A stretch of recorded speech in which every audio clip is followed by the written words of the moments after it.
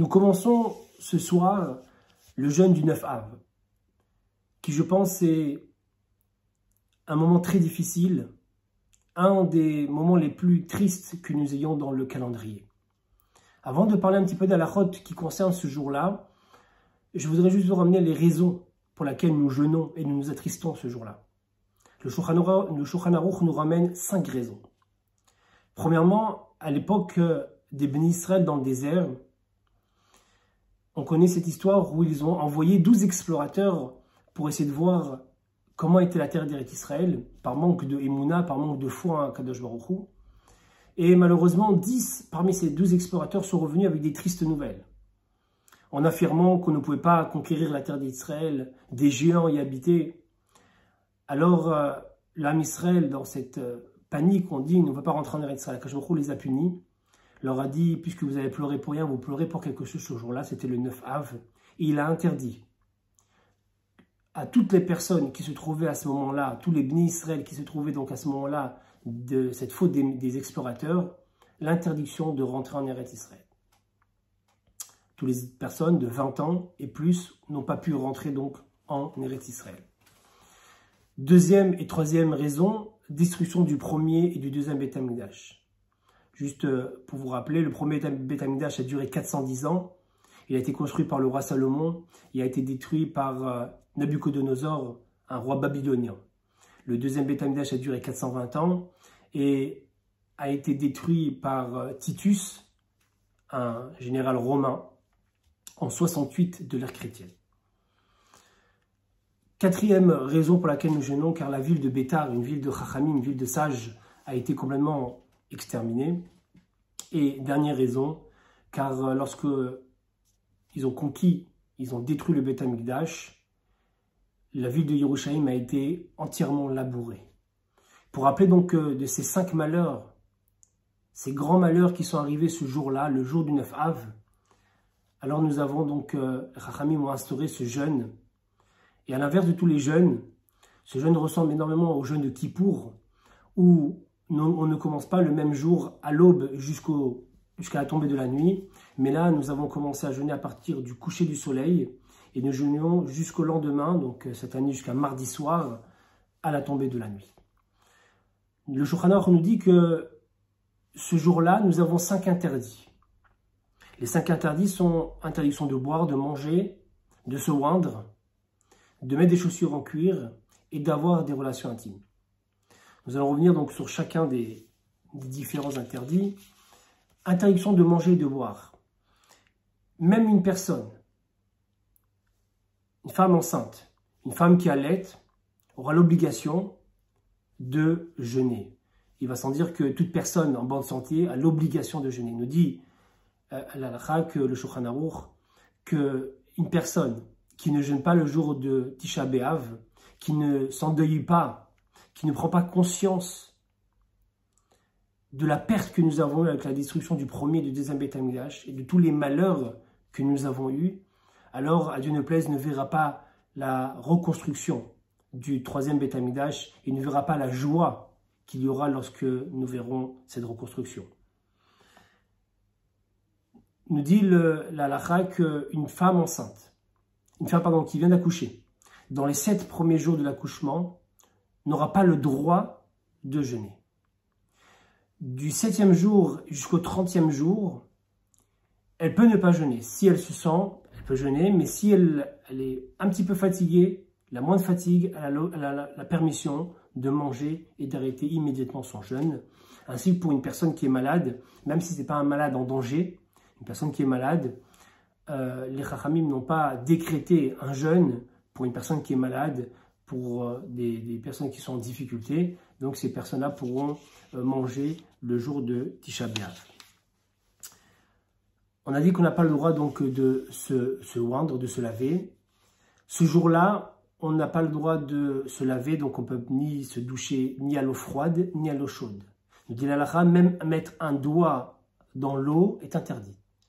Quand on dit que c'est interdit de se laver, c'est bien sûr tout ce qui est lavé pour un plaisir.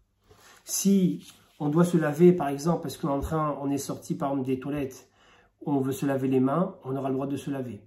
Si par exemple on est en train de cuisiner, on veut laver des fruits et des légumes pour les couper, pour les cuisiner, on peut bien sûr toucher l'eau. Toute l'interdiction, c'est bien sûr se laver avec un certain profit, se doucher, se mettre de l'eau. C'est pour cela que le matin, lorsque nous allons faire Netilat Yadayim ou lorsque nous sortons des toilettes, on ne peut se laver, on se lavera les mains uniquement jusqu'au haut des phalanges, jusqu'en haut des phalanges. Et le matin, avec les mains humides, avec les mains encore avec de l'eau, on pourra se laver les yeux. Et si une personne a vraiment des saletés au niveau des yeux, alors elle pourra mettre un peu plus d'eau, mais on ne pourra pas bien sûr se laver à grande eau le visage, ni bien entendu ne pourra pas se brosser les dents et tout ce qui va avec. On a dit qu'on n'a pas le droit donc de se oindre. On ne peut pas mettre donc de crème. On ne peut pas même mettre de parfum. Encore une fois, tous ces interdits, c'est uniquement quand il y a un certain profit. On pourra mettre un déodorant pour enlever une mauvaise odeur. Mais on ne pourra pas mettre un déodorant si on veut juste sentir bon pour une autre raison, pour un profit personnel. Bien sûr, quand on parle de crème, on ne peut pas mettre de crème, mais si c'est médical, encore une fois, les Chachamim n'ont pas décrété lorsque la médecine est là. Donc si c'est médical, on pourra mettre sa crème sans aucun problème. Nous avons dit que on a l'interdiction de mettre du cuir, donc à partir du coucher du soleil, donc cette année lundi soir, on devra retirer nos chaussures qui sont en cuir et mettre des chaussures, n'importe quelle chaussure à part du cuir. L'interdiction qu'on parle de mettre des chaussures en cuir, c'est uniquement lorsque le cuir vient protéger le pied. Un exemple, si quelqu'un a une tongue, ou au-dessus du tongue, ou le fil qui tient donc la tongue est en cuir, puisque ce morceau de cuir là, il est là juste pour faire tenir la tongue au pied, il n'est pas là pour protéger le pied. On pourra mettre donc une tongue avec un fil en cuir, il n'y a pas de problème. C'est uniquement, ou mettre une ceinture, on peut mettre tout ce qui est en cuir, c'est uniquement au niveau du pied. Si on va mettre des chaussures avec l'extérieur est en cuir et ça apporte un confort, alors là, ça sera donc interdit de mettre toutes les chaussures qui sont en cuir. On a dit qu'on n'a pas le droit donc d'avoir de relations intimes avec son épouse. C'est pour cela que le soir de Tisha B'Av, donc cette année, la nuit de lundi à mardi, on dormira séparés, on séparera le lit comme si la femme donc, était interdite à son mari. On sait que le jour de Tisha B'Av, on n'a pas le droit d'étudier. Alors quand je dis qu'on n'a pas le droit d'étudier, ce n'est pas dire qu'on n'étudie pas du tout, car vous savez que l'obligation d'étudier, elle est tout le temps. On ne peut pas s'arrêter d'étudier. Alors, on ne pourra pas étudier, bien sûr, tous les textes qui nous réjouissent. Certains textes sont permis. On ne pourra pas étudier ni le Chumash, ni la Gemara, ni des textes, le Nar, l'histoire du Ham Israël. On ne pourra pas lire des choses qui nous rendent heureux. Mais on pourra lire, par contre, l'histoire de Job, par exemple, de Iyov. On pourra lire certains passages dans le livre de Jérémie qui nous parlent donc de la destruction du Beth Amikdash. On peut lire, comme nous lisons, par exemple, la Megillah de Echa. La Megillah qui parle donc, cette lamentation qui parle de la destruction du Beth Amikdash. On n'aura pas le droit de lire des Tehillim. A priori, on ne peut pas lire des Tehillim, à moins qu'on lit un Tehillim pour une personne qui est en danger, qui est malade. Donc, on a la permission de lire de Tehillim. Mais sinon, a priori, on ne peut pas lire de Tehillim le jour de Tisha B'Av. Au niveau de la Gemara, on peut permettre aussi certains passages de Gemara. Il y a la Gemara dans le Masechet Gittin, page 53, à partir de la page 53. Et c'est pour quelques pages, on pourra lire donc ces passages, car ça nous raconte la destruction du premier et du deuxième Beth Amikdash, les raisons de la destruction du Beth Amikdash. D'ailleurs, je vous les conseille de lire ces passages qui sont très très importants, qui nous apprennent effectivement les raisons même de la destruction des deux Beth Amikdash. On ne se salue pas. Le jour de Tisha B'Av, on ne se salue pas, on ne dit pas bonjour à l'autre, on ne s'embrasse pas. On est vite donc comme une personne qui est endeuillée. On peut se dire Boker Tov, car Boker Tov n'est pas un marque c'est juste la politesse. Donc on peut dire Boker Tov, on ne peut pas dire Shalom, ni s'embrasser. On a l'habitude, le jour du Tisha B'Av, et c'est même recommandé, c'est bien, après la Tfila le matin, d'aller au cimetière pour pèleriner. Pèleriner la famille, des proches, pèleriner des tzadikim si c'est possible, c'est quelque chose qui est bien. Mais je dis mais parce qu'il faut faire très attention d'éviter d'aller en groupe. Car si on va en groupe, on risque un petit peu d'oublier la raison du jeûne. Ça risque de partir en rigolade, ça risque un petit peu de discuter à des choses futiles, on risque un peu de se perdre de la vraie raison du jeûne, de la vraie raison de la venue au cimetière, à savoir pèleriner, prier les tzadikim, prier la famille pour qu'ils puissent intercéder auprès d'Akadosh Baruch Hu et nous envoyer rapidement la construction du 3e Beit HaMikdash. Donc de rester concentré. Le meilleur, c'est de partir ou avec sa famille proche ou même tout seul pour pouvoir pèleriner et prier la tête reposée, la tête calme, pas qu'il y ait trop de monde et après on risque un petit peu d'oublier tout cela. Bien sûr, il en va de même qu'on ne peut pas faire de promenade, on ne peut pas aller se promener ni faire une randonnée le jour de Tisha B'Av. On doit rester vraiment concentré sur la raison de la raison du jeûne, les 5 raisons que nous avons données du jeûne, ainsi que toutes les difficultés et tous les malheurs que l'Am Yisraël traverse. On a l'habitude de ne pas travailler le jour du Tisha B'Av, alors ce n'est pas interdit, ce n'est pas sourd, mais on a l'habitude de prendre sur soi de ne pas travailler ce jour-là, car il est marqué que celui qui travaille le jour de Tisha B'Av ne verra pas de bracha dans ce qu'il travaille. Donc on essaye de ne pas travailler. Si quelqu'un vraiment, il y a une perte, alors il pourra travailler à partir après Chatzot, après la moitié de la journée, l'après-midi. On est un peu plus permissif de travailler donc l'après-midi. Bien sûr, le soir, à partir donc de lundi soir, de la tombée du coucher du soleil, et ce jusqu'à lendemain, donc mardi à Chatzot, la moitié de la journée, on n'aura pas le droit de s'asseoir sur une chaise. Encore une fois, c'est tout ce qui a un profit, tout ce qui est à l'aise. On s'assiera par terre au maximum sur une chaise qui fait 3 tfarim, ça fait environ 24 cm, pour vraiment montrer le deuil que nous avons. Certains ont l'habitude d'ailleurs de dormir par terre, comme pour ce deuil-là, pour ressentir vraiment la tristesse, ressentir la difficulté, de mettre leur matelas par terre, et certains même mettent une pierre sous leur coussin pour se rappeler que Yaakov Avinu, notre patriarche Yaakov, avait dormi, il avait mis cette pierre sous sa tête en tant que protection pour se rappeler donc de tout cela. On met aussi, certains mettent aussi une pierre, donc de rester bien assis, de dormir par terre. C'est ceux qui peuvent, bien sûr, il est bien de dormir par terre.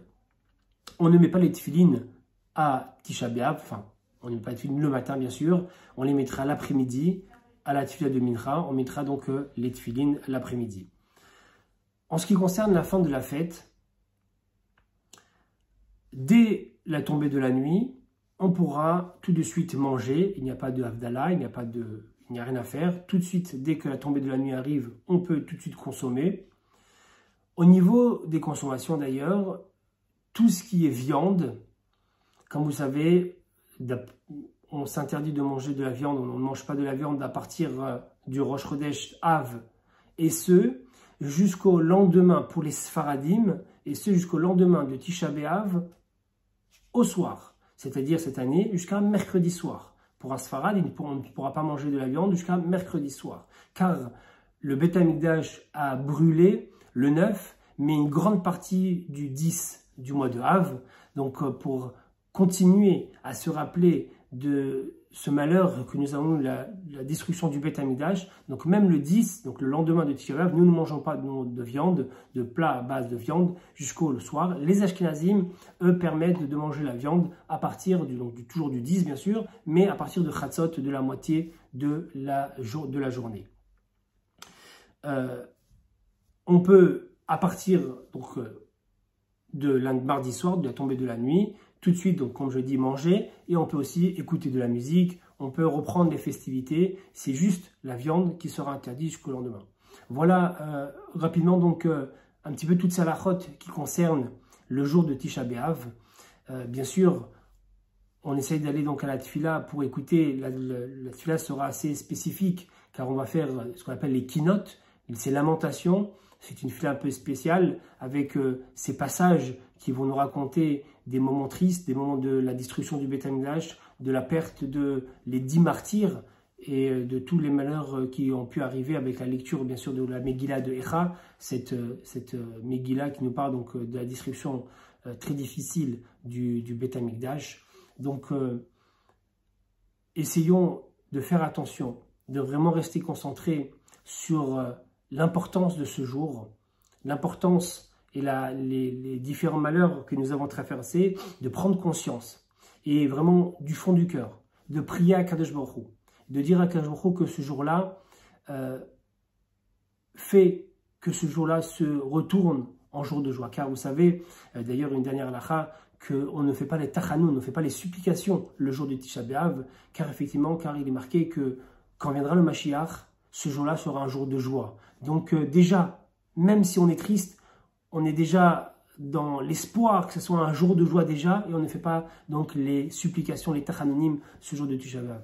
Donc Bezrat Hashem, en priant à Kadosh Baruch Hu qu'on n'ait pas à finir ce jeûne Bezrat Hashem, et que très rapidement, au milieu de Tisha B'Av, Akadosh Baruch Hu puisse nous envoyer rapidement la Yeshua, la délivrance, nous ramener le Mashiach pour qu'on puisse voir la déconstruction du troisième Beit HaMikdash et que sa gloire et que la grandeur d'Akadosh Baruch Hu puisse à nouveau rayonner dans le monde entier et qu'on puisse retourner à Yerushalayim tous ensemble, Bezrat Hashem.